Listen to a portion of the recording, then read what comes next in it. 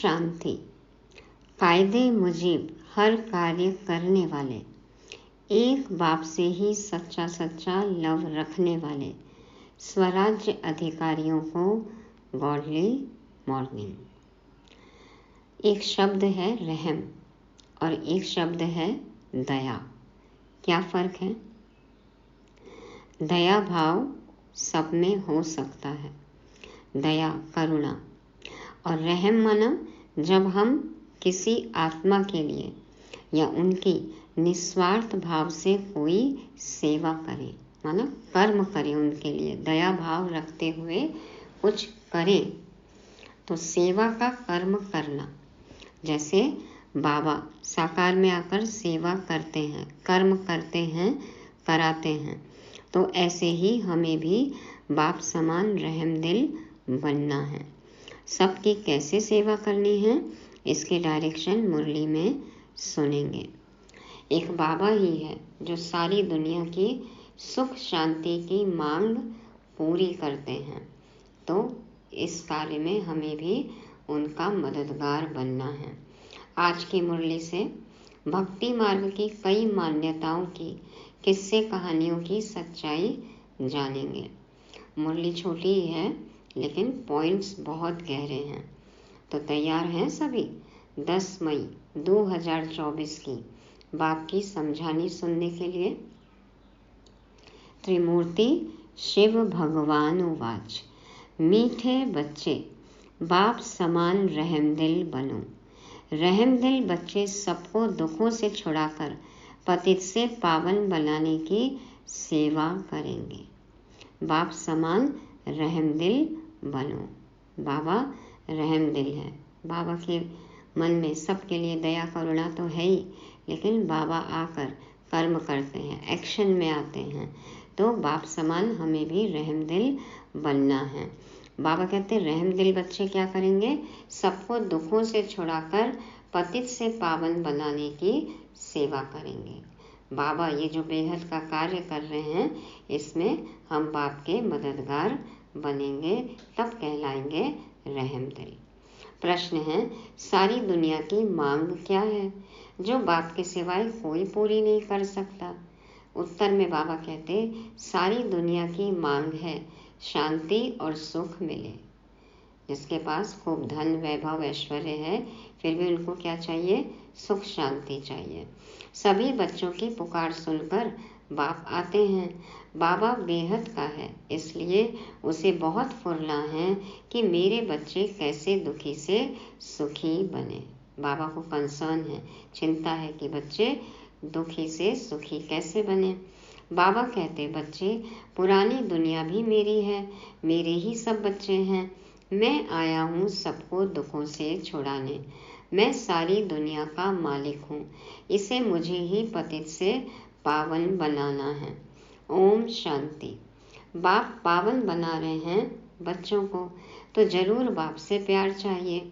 भल भाइयों भाइयों का आपस में प्यार तो ठीक है, एक बाप के सब बच्चे आपस में भाई भाई हैं, परंतु पावन बनाने वाला एक बाप ही है, इसलिए सब बच्चों का लव एक बाप में ही चला जाता है। बाप कहते हैं, बच्चों मामेकम याद करो। यह तो ठीक है, तुम भाई भाई हो तो जरूर शीरखंड ही होंगे। दूध और चीनी से बनी हुई खीर, मिठास, माना आपस में घुलने मिलने वाले, संस्कार मिलान करने वाले, आपस में लून पानी नहीं हो, टकराहट नहीं हो। तो बाबा कहते हैं, यह तो ठीक है, तुम भाई भाई हो तो जरूर शीरखंड ही होंगे, एक बाप के बच्चे हो। आत्मा में ही इतना प्यार है, जबकि देवताई पद प्राप्त करते हो तो आपस में बहुत ही प्यार होना चाहिए। हम भाई भाई बनते हैं, बाप से वर्षा लेते हैं, बाप आकर सिखलाते हैं। जो समझने वाले होते हैं वह समझते हैं यह स्कूल व बड़ी यूनिवर्सिटी है। बाप सबको दृष्टि देते हैं, वह याद करते हैं। बेहद के बाप को सारी दुनिया के मनुष्य मात्र सभी आत्माएं याद करती हैं। बाप की ही सारी दुनिया है, नई व पुरानी। नई दुनिया बाप की है तो पुरानी नहीं है क्या? बाप ही सभी को पावन बनाते हैं। पुरानी दुनिया भी मेरी है, सारी दुनिया का मालिक मैं ही हूँ। भल मैं नई दुनिया में राज्य नहीं करता हूँ, परंतु है तो मेरी ना। मेरे बच्चे मेरे इस बड़े घर में भी बहुत सुखी रहते हैं और फिर दुख भी पाते हैं। बाबा ने नई दुनिया बना के दी, बच्चे देखो वहाँ रहते हैं, सुख पाते हैं। फिर बाबा की बनाई हुई नई दुनिया पुरानी हो जाती है, वहाँ दुख पाते हैं। तो यह खेल है, यह सारी बेहद की दुनिया हमारा घर है। यह बड़ा मांडवा है ना, मांडवा है, स्टेज है। बाप जानते हैं सारे घर में हमारे बच्चे हैं, सारी दुनिया को देखते हैं, सब चैतन्य हैं। सभी बच्चे इस समय दुखी हैं, इसलिए पुकारते हैं बाबा हमको छी दुखी दुनिया से शांति की दुनिया में ले चलो, शांति देवा। ऐसी जगह ले चले जहाँ सुख चैन हो। शांति देवा, शांति की दुनिया में लेके चलो, खुशियों की दुनिया में लेके चलो। तो बाप को ही पुकारते हैं, देवताओं को तो कह न सके। सबका वह एक बाप है, उनको सारी सृष्टि का फुरना रहता है। बेहद का घर है, बाप जानते हैं इस बेहद घर में इस समय सब दुखी हैं, इसलिए कहते हैं शांति देवा, सुख देवा। दो चीजें मांगते हैं ना, सुख शांति चाहिए सबको। अभी तो जानते हो हम बेहद के बाप से सुख का वर्षा ले रहे हैं। बाप आकर हमको सुख भी देते हैं, शांति भी देते हैं, और कोई सुख शांति तो देने वाला है नहीं। बाकी तो देखो सब अशांत आत्माएं हैं, तो अशांति के कर्म ही करती हैं, दुख ही देती हैं। तो बाप को ही तरस पड़ेगा, वह है बेहद का बाप। तुम समझते हो हम बाबा के बच्चे बहुत सुखी थे जबकि पवित्र थे, अब अपवित्र बनने से दुखी हो जाते हैं। काम चिता पर बैठ काले पतित बन जाते हैं। मूल बात है कि बाप को भूल जाते हैं। जिस बाप ने इतना ऊंच पद दिया, गाते भी है ना, तुम माता पिता हम बालक तेरे, तुमरी कृपा ते सुख घनेरे। तो सुख घनेरे थे, सो फिर तुम अभी ले रहे हो, क्योंकि अब दुख घनेरे हैं। यह है तमो प्रधान दुनिया, विषय सागर में गोते खाते रहते हैं, समझते कुछ नहीं है। तुमको अब समझ आई है, तुम समझते हो कि यह रौरव नरक है, एक्सट्रीम नरक, तो घोर दुख है, रौरव नरक है। आ गई समझ सबको? बाप बच्चों से पूछते हैं अभी तुम नरकवासी हो या स्वर्गवासी हो? जब कोई मरता है तो झट कह देते हैं स्वर्गवासी हुआ, अर्थात सब दुखों से दूर हुआ। फिर नरक की चीजें उनको क्यों खिलाते हो, यह भी समझते नहीं।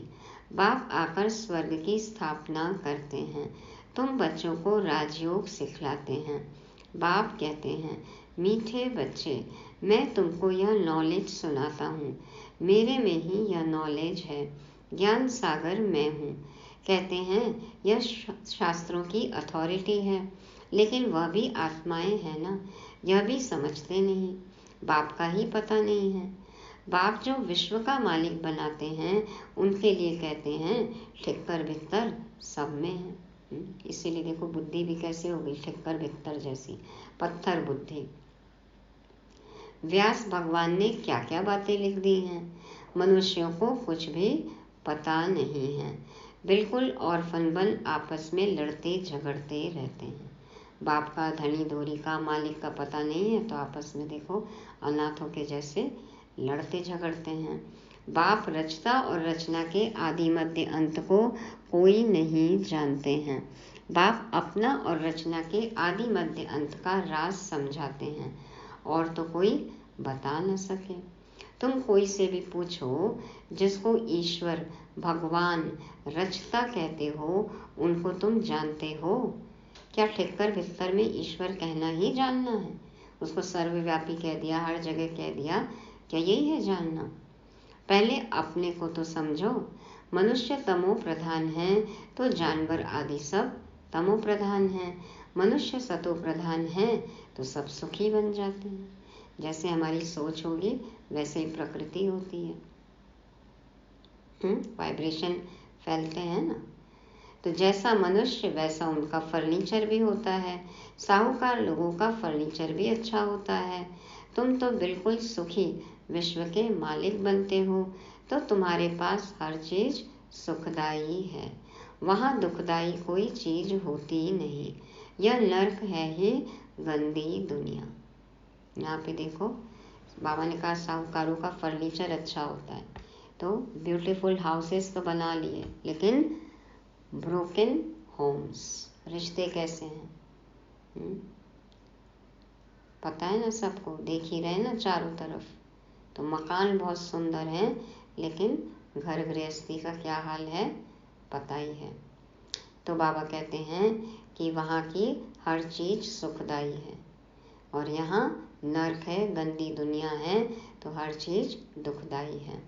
बाप आकर समझाते हैं, भगवान तो एक ही है, वही पतित पावन है, स्वर्ग की स्थापना करते हैं, देवताओं की महिमा भी गाते हैं, सर्वगुण संपन्न, 16 कला संपूर्ण, संपूर्ण निर्विकारी, मर्यादा पुरुषोत्तम, डबल अहिंसक। मंदिरों में जाकर देवताओं की उपमा माना महिमा और अपनी निंदा करते हैं, क्योंकि सभी भ्रष्टाचारी हैं। कहते हैं ना, मैं नीच, खल, पापी, कामी, मुझ में कोई गुण नहीं है। तो बाबा कहते हैं कि अपनी निंदा करते, देवताओं की महिमा करते हैं अभी, क्योंकि सभी भ्रष्टाचारी हैं। श्रेष्ठाचारी स्वर्गवासी तो ये लक्ष्मी नारायण हैं, जिनकी सब पूजा करते हैं, सन्यासी भी करते हैं। सतयुग में ऐसे नहीं होता। तुम्हारा सन्यास है बेहद का, बेहद का बाप आकर बेहद का सन्यास कराते हैं। वह है हठ योग, हद का सन्यास, वह धर्म ही दूसरा है। बाप कहते हैं तुम अपने धर्म को भूल कितने धर्मों में घुस पड़े हो। अपना धर्म कौन सा? आदि सनातन देवी देवता धर्म को भूल गए, इधर उधर चले गए। अपने भारत का नाम ही हिंदुस्तान रख दिया है और फिर हिंदू धर्म कह दिया है।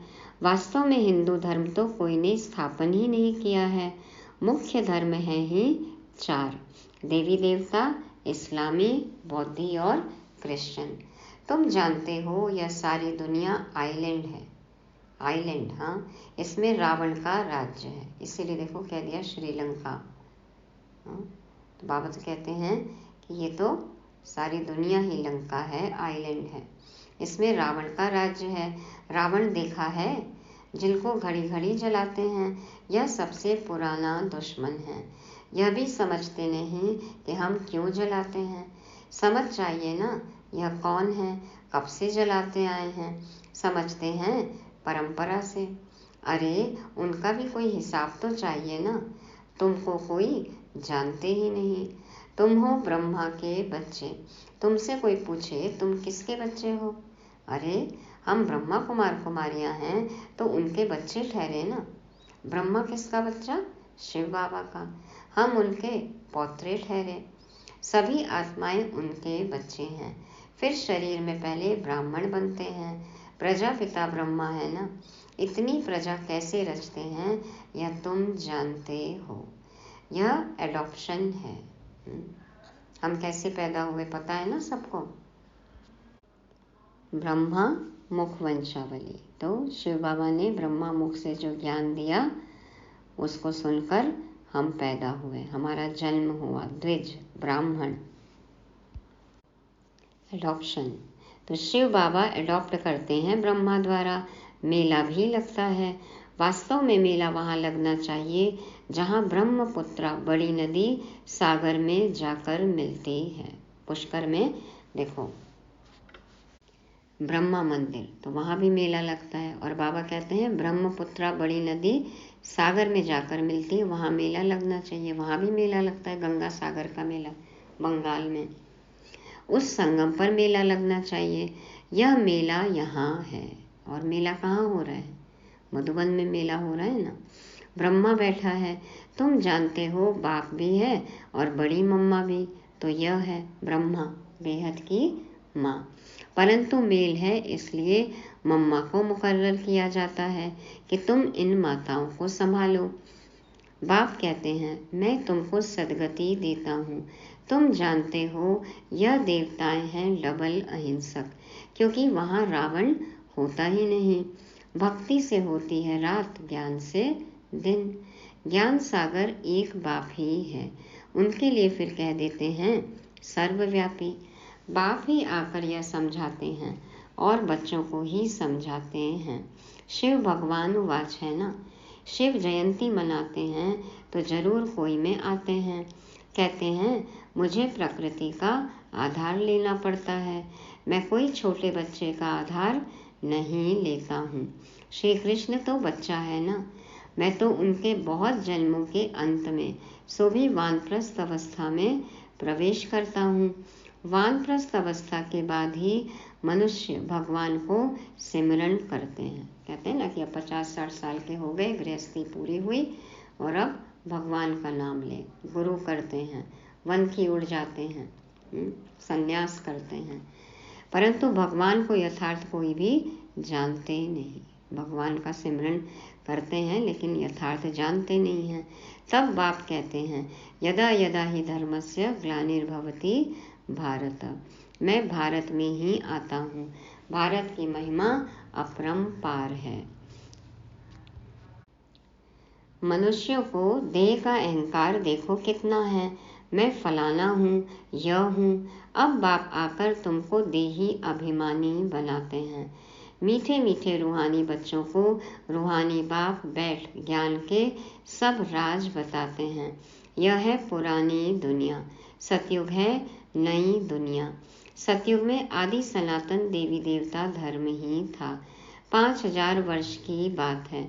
शास्त्रों में फिर व्यास ने लिख दिया है कल्प की आयु लाखों हजार वर्ष है। वास्तव में है 5000 वर्ष का कल्प। मनुष्य बिल्कुल अज्ञान की कुंभकर्ण की नींद में सोए पड़े हैं। अभी तुम्हारी यह बातें कोई नया सुनेगा तो समझ नहीं सकेगा। इसलिए बाप कहते हैं मैं अपने बच्चों से ही बात करता हूँ। भक्ति भी तुम ही शुरू करते हो, अपने को ही चमाट मारी है। हाँ, अपने पाँव पर ही कुल्हाड़ी मार ली, अपने को ही चमाट मारी, खुद ही को गिरा दिया। बाप ने तुमको पूज्य बनाया, तुम फिर पुजारी बन जाते हो। यह भी खेल है। कोई कोई मनुष्य नर्मदिल होते हैं तो खेल देखकर भी रो पड़ते हैं। हाँ, कोई मूवी देखते हैं देखो रोने लगते हैं। बाप तो कहते हैं जिन रोया तिन खोया, रोया तो खोया। सतयुग में रोने की बात नहीं। यहाँ भी बाप कहते हैं रोना नहीं है, रोते हैं द्वापर कलयुग में। दुख से नहीं रोना है। बाबा से मिलन हुआ, खुशी के आंसू, और बाबा के प्रेम में बाबा से मिलन मना रहे हैं तो वो आंसू तो अलाउड है ना। वो आंसू तो देखो मोती बन जाते हैं, जिसको बाबा अपने दिल की डिब्बी में रखते हैं। तो वो आंसू बहाओ, प्रेम के आंसू। तो बाबा कहते हैं सतयुगी कभी रोते नहीं हैं। पिछाड़ी में तो किसको रोने की फुर्सत ही नहीं रहेगी, अचानक मरते रहेंगे, हाय राम भी नहीं कह सकेंगे। अभी देखो दिन भर हाय राम, हे ईश्वर, हे भगवान, ओ बाबा, हाय बाबा, ये सब करते रहते हैं। अंत में रोने का कहने का समय ही नहीं होगा। विनाश ऐसा होगा जो जरा भी दुख नहीं होगा, क्योंकि हॉस्पिटल आदि तो रहेंगी नहीं, इसलिए चीज़ें ही ऐसी ही बनाते हैं। मौत को भी देखो कितना आसान कर दिया है, और रोज ही इस तरह के सीन होंगे। हाँ, फ्रीक्वेंसी होगी तो फिर भावनाएं भी देखो कैसी हो जाती हैं, मर जाती हैं ना, कठोर हो जाता है इंसान का मन भी। तो आंखों से आंसू भी नहीं छलकते, आंसू सूख जाते हैं। अभी कैसे हर चीज़ कॉमन लगती है, ओ ये तो होता ही रहता है, अब तो कैजुअली लेने लग गए ना हर चीज़ को। तो बाबा कहते हैं अंत में भी जब ऐसे विनाश के सीन होंगे तो कोई रोएगा भी नहीं, रोने वाले बचेंगे भी नहीं, तो रोएगा कौन, क्योंकि सभी को जाना है। तो बाबा कहते हैं ऐसी चीज़ें बनाते हैं कि हॉस्पिटल आदि रहेगा ही नहीं। तो बाप समझाते हैं मैं तुम बंदरों की मैं सेना लेता हूँ रावण पर जीत पाने के लिए। तो बंदर की सेना दिखाई, उसका मतलब हमारे संस्कार बंदर जैसे विकारी संस्कार ना, तो हमारी सेना ली बाबा ने रावण की जंजीरों से हमें छुड़ाने के लिए। हम सीताएं, हम आत्माएं, शिव बाबा राम, तो विकारों से हमें छुड़ाते हैं। रावण की कैसे छुड़ाते हैं, यह सब समझने की बातें हैं। भगवान उवाच, बच्चों को ही बाप कहते हैं। Hear no evil, see no evil, talk no evil, do no evil, think no evil और बी नो इविल। तो जिन बातों से तुम्हें कोई फायदा नहीं, उनसे तुम अपने कान बंद कर लो। Waste of time, waste of energy, जिससे मतलब ही नहीं है, उन बातों को क्या सुनाना है। अब तुमको श्रीमत मिलती है, तुम ही श्रेष्ठ बनेंगे। यहाँ तो श्री श्री का टाइटल सबको दे दिया है। अच्छा, फिर भी बाप कहते हैं अपने को आत्मा समझो और बाप को याद करो। देहधारी देखो अपने आप को श्री श्री श्री 1008 कहला रहे हैं। हाँ, सब श्री श्री कहला रहे हैं। और कर्म देखो भ्रष्ट, और कहलाने को श्री श्रेष्ठ। हमें क्या करना है, अपने को आत्मा समझना है और बाप को याद करना है। कितना वंडरफुल हार जीत का यह बेहद का खेल है जो बाप ही समझाते हैं। अच्छा, मीठे मीठे सिके लदे बच्चों प्रति माता पिता बाप दादा का याद प्यार और गुड मॉर्निंग। रूहानी बाप की रूहानी बच्चों को नमस्ते। हम रूहानी बच्चों की रूहानी बाप दादा को याद प्यार गुड मॉर्निंग और नमस्ते। शुक्रिया बाबा, शुक्रिया। धारणा के लिए मुख्य सार, पहला पॉइंट, बाप समान रहमदिल बनना है। सबको दुखों से छुड़ाकर पतित से पावन बनाने की सेवा करनी है। पावन बनने के लिए एक बाप से बहुत बहुत लव रखना है। दूसरा, बाप कहते हैं जिन रोया तिन खोया, इसलिए कैसी भी परिस्थिति हो तुम्हें रोना नहीं है। रोया तो खोया। वरदान, स्व के राज्य द्वारा अपने साथियों को स्नेही सहयोगी बनाने वाले मास्टर दाता भव। स्व के राज्य द्वारा अपने साथियों को स्नेही सहयोगी बनाने वाले मास्टर दाता भव। बाप दादा समझाते हैं राजा अर्थात दाता। दानी बनो, महादानी बनो, वरदानी बनो। तो राजा अर्थात दाता। दाता को कहना व मांगना नहीं पड़ता। दाता को कहना व मांगना नहीं पड़ता। स्वयं हर एक राजाओं को अपने स्नेह की सौगात ऑफर करते हैं। आप भी स्व पर राज्य करने वाले राजा बनो तो हर एक आपके आगे सहयोग की सौगात ऑफर करेंगे। माना अपने कर्मेंद्रियों पर हमारा राज्य हो तो कर्मेंद्रियां अपने आप हमारा साथ देंगी, कहना मानेंगी, हमारे खिलाफ नहीं जाएंगी, मन के खिलाफ नहीं जाएंगी, आत्मा के खिलाफ नहीं जाएंगी। जिसका स्व पर राज्य है उसके आगे लौकिक अलौकिक साथी जी हाजिर जी हुजूर हाजी करते हुए स्नेही सहयोगी बनते हैं। और दूसरी आत्माएं भी, लौकिक अलौकिक परिवार भी सब क्या कहेंगे, जी हाजिर जी हुजूर, वो भी सहयोग देंगे। परिवार में कभी ऑर्डर नहीं चलाना, अपनी कर्मेंद्रियों को ऑर्डर में रखना तो आपके सर्वसाथी आपके स्नेही सहयोगी बन जाएंगे। कहते हैं ना, अपनी कर्मेंद्रियों को कंट्रोल में रखो, अपनी जबान को कंट्रोल में रखो, मन को कंट्रोल में रखो, हाथ को कंट्रोल में रखो। देखो परिवार कैसे सहयोगी बन जाता है, स्नेही बन जाता है। तो बाबा वही सिखा रहे हैं। आपका यदि पहले अपनी कर्मेंद्रियों पर कंट्रोल होगा तो परिवार के सभी सदस्य, अन्य आत्माएं, चाहे लौकिक परिवार हो चाहे अलौकिक परिवार, सब आपका कहना मानेंगे, सब आपके सहयोगी स्नेही होंगे। स्लोगन, सर्व प्राप्ति के साधन होते भी वृत्ति उपराम रहे तब कहेंगे वैराग्य वृत्ति। सर्व प्राप्ति के साधन होते भी वृत्ति उपराम रहे तब कहेंगे वैराग्य वृत्ति। आपके पास साधन है, भरपूर है, संपन्न है, लेकिन उनसे हम न्यारे प्यारे हैं, यूज कर रहे हैं, लेकिन उसमें आसक्ति नहीं है, उपराम है, तब कहेंगे कि बेहद की वैराग्य वृत्ति है। साधन हो ही ना और कहें कि हम तो वैरागी हैं, अरे है ही नहीं तो फिर किस चीज़ से वैराग्य है? सब कुछ अवेलेबल है, लेकिन फिर भी साधनों में अटके नहीं हैं। साधना पर ध्यान है, साधन और साधना का बैलेंस है। सेवा के लिए साधन यूज़ करते हैं, ध्यान पूरा साधना में है। ऊपर वाले राम के साथ रहते हैं, वृत्ति से उपराम है, तो कहा जाएगा बेहद के वैरागी या वैराग्य वृत्ति है। तो ये थी आज की मुरली। आज की मुरली को रिवाइज करने के लिए आज के 5 शब्द हैं। पहला, रहमदिल। रहमदिल तो बाप समान रहमदिल बनना है। दूसरा, रोना प्रूफ, दुख से अब कभी भी रोना नहीं है। तीसरा, शेरखंड, आपस में संस्कार मिलन की रास करनी है। आत्मा आत्मा भाई भाई मिलजुल कर रहना है, शेरखंड। चौथा, दाता, सबको देते चलो, अपने कर्मेंद्रियों के मालिक, तो सब बन जाएंगे स्नेही सहयोगी। दाता को कभी कहना या मांगना नहीं पड़ता। और पांचवा, उपराम, पुराने संबंध, पुराने पदार्थ, पुराने संस्कार, सबसे उपराम होना है। ऐसी वैराग्य वृत्ति हो। ओम शांति।